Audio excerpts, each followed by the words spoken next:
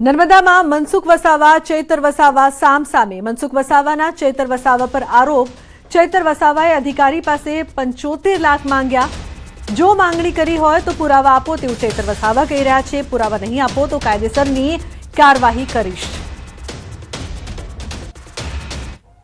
ને આજે એમ કહું કે ચૈતર વસાવાએ કાર્યપાલક ઇજનેર બાંધકામ વિભાગ પાસે એને 75 લાખની માંગણી કરી હતી અને આ વાત કાર્યપાલક ઇજનેરે કલેક્ટરને કીધું, કલેક્ટર અમને કીધું હતું.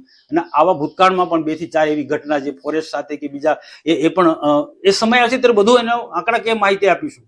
કઈ ને કલેક્ટર કે છે, આ કાર્યપાલક ઇજનેર કે છે ને, મને તો જિલ્લાના જવાબદાર અધિકારીએ કીધું. કલેક્ટર જયારે વાત કહેતા હોય તો એમાં કંઈક ને કંઈક તથ્ય હશે ને. જે પણ લોકોએ મારા પર આક્ષેપ કર્યા છે એમને મારી આપના માધ્યમથી વિનંતી છે, આપ અમારી સામેના પુરાવા હશે તો આપ, તમારી પોલીસ છે, તમારી સરકાર છે, તમારા અધિકારીઓ છે, તમે મારા પર પુરાવા સાથે કાર્યવાહી કરો.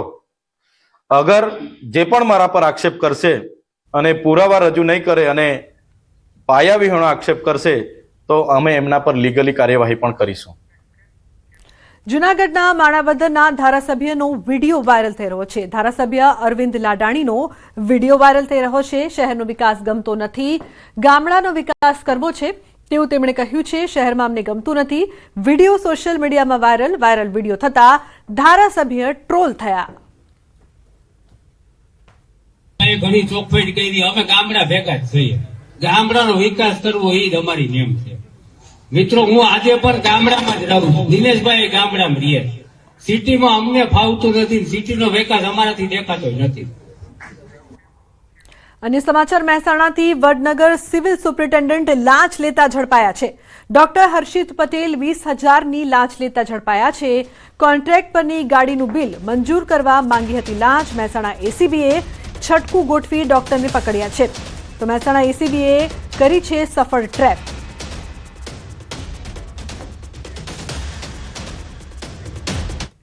અન્ય સમાચારની વાત કરીએ તો ગુજરાત માધ્યમિક અને ઉચ્ચતર માધ્યમિક બોર્ડની પરીક્ષાનો મામલો. ધોરણ 10 અને ધોરણ 12 સામાન્ય પ્રવાહની પરીક્ષા માટે ફોર્મ ભરવાની તારીખ લંબાવાઈ છે. ફોર્મ ભરવાનો સમય 2 દિવસ લંબાવાયો છે. વિદ્યાર્થીઓ 24 ડિસેમ્બર સુધી ઓનલાઈન ફોર્મ ભરી શકશે. આચાર્ય 26 ડિસેમ્બર સુધી સુધારા વધારા કરી શકશે.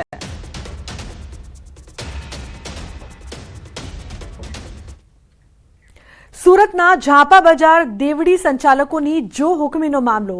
પૂર્વ કોર્પોરેટર વિજય પાનશેરિયાએ કાનૂની કાર્યવાહી આરંભી છે. મહાનગરપાલિકા, શહેર વિકાસ અગ્ર સચિવ અને દાવત પ્રોપર્ટી ટ્રસ્ટને નોટિસ આપી છે. પાલિકાના તગલકી નિર્ણય વિરુદ્ધ વિજય પાનશેરિયાએ કાનૂની નોટિસ પાઠવી છે. નોટિસમાં તાત્કાલિક રોડ બંધ કરવાનો ઠરાવ રદ કરવાની માંગ કરાઈ છે. 2014ની કમિશનર દરખાસ્તથી 2025નો ઠરાવ કાયદા વિરુદ્ધ હોવાનો આરોપ પણ લગાવ્યો છે. દાવત ટ્રસ્ટ સામે કાર્યવાહી કરી જમીન પરત મેળવવાની માંગ. કાર્યવાહી નહીં થાય તો હાઈકોર્ટમાં રીટ પિટિશન કરવાની ચીમકી પણ ઉચ્ચારી છે. ઉલ્લેખનીય છે કે દેવડી સંચાલકોની જો હુકમી સામે એક્શન લેવામાં આવી રહ્યો છે. પૂર્વ કોર્પોરેટર વિજય પાનશેરિયા આકરા પાણીએ.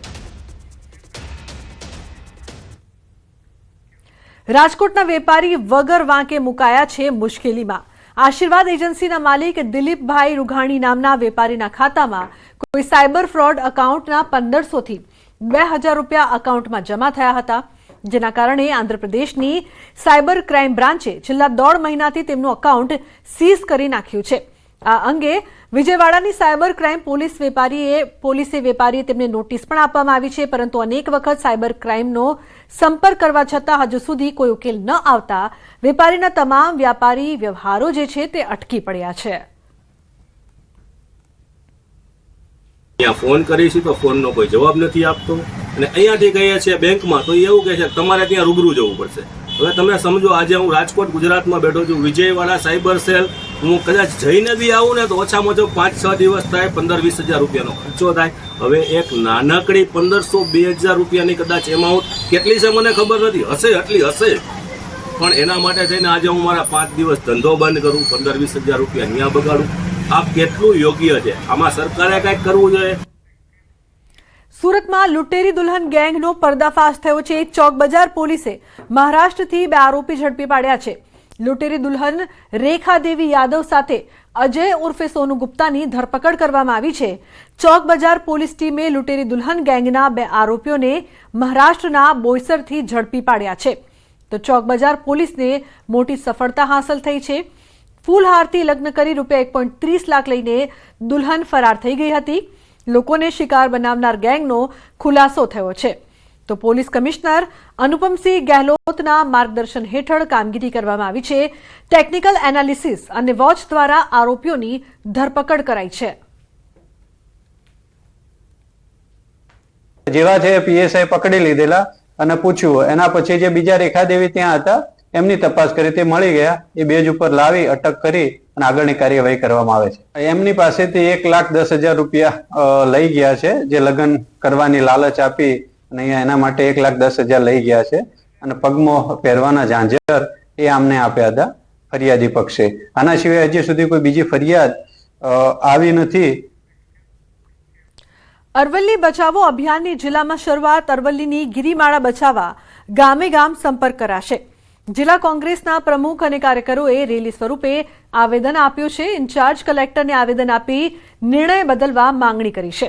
જિલ્લાના 3 જળાશયો અરવલ્લીની ગિરિમાળા આધારિત રાજ્યને રણપ્રદેશ અટકાવવા પક્ષાઈથી દૂર રહીને આંદોલન, તેવું પ્રમુખ દ્વારા કહેવામાં આવ્યું છે. ખેડૂતો, પ્રકૃતિ પ્રેમીઓ અને સંતોને સાથે રાખીને આંદોલન થશે.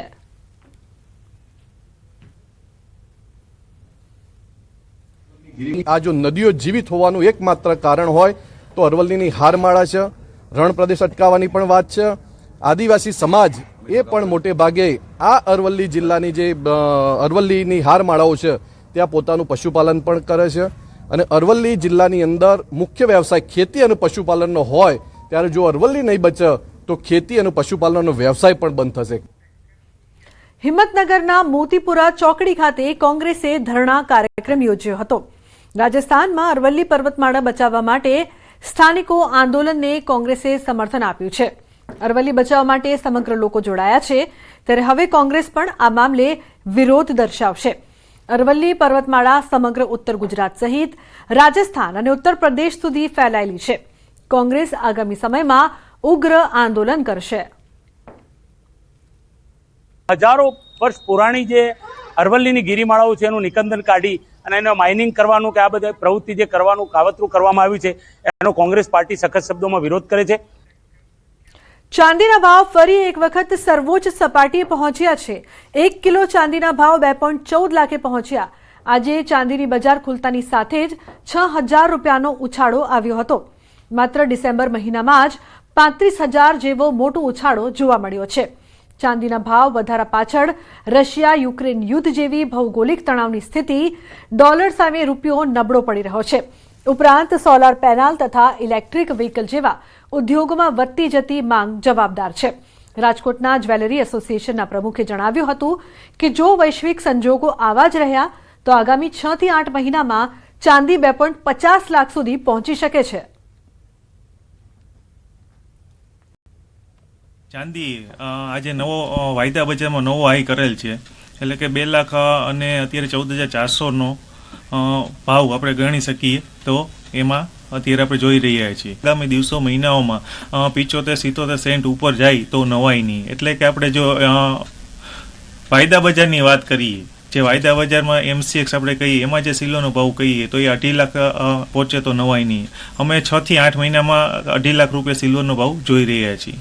ચાંદીના ભાવ છે તે ફરી એક વખત ઐતિહાસિક સપાટીએ પહોંચ્યા છે. આજે ચાંદી છે તે 1,99,500 રૂપિયાને પાર પહોંચ્યું છે. અત્યારે જે 24 કેરેટ ચાંદી કહી શકાય તેમના ભાવમાં છેલ્લા 24 કલાક દરમિયાન 6,000 રૂપિયા જેટલો વધારો આવ્યો છે. તો આગામી 10 દિવસમાં જે છે ચાંદીના ભાવમાં પણ એક મોટો વધારો આવી શકે છે. આગામી 30 દિવસની અંદર ચાંદી છે તે 2,30,000ને નજીક પહોંચે તો પણ નવાય નહીં. હાલ આપણી સાથે અહીંયા ચાંદીના વેપારી છે, આપણે એમની સાથે પણ વાત કરીશું. શું કહેશો, ચાંદીનો આજે ફરી એક વખત એક ઐતિહાસિક સપાટીએ પહોંચ્યા છે? આજે ચાંદીનો ભાવ 1,99,500 મતલબ ઐતિહાસિક સપાટી પર પહોંચી ગયો છે.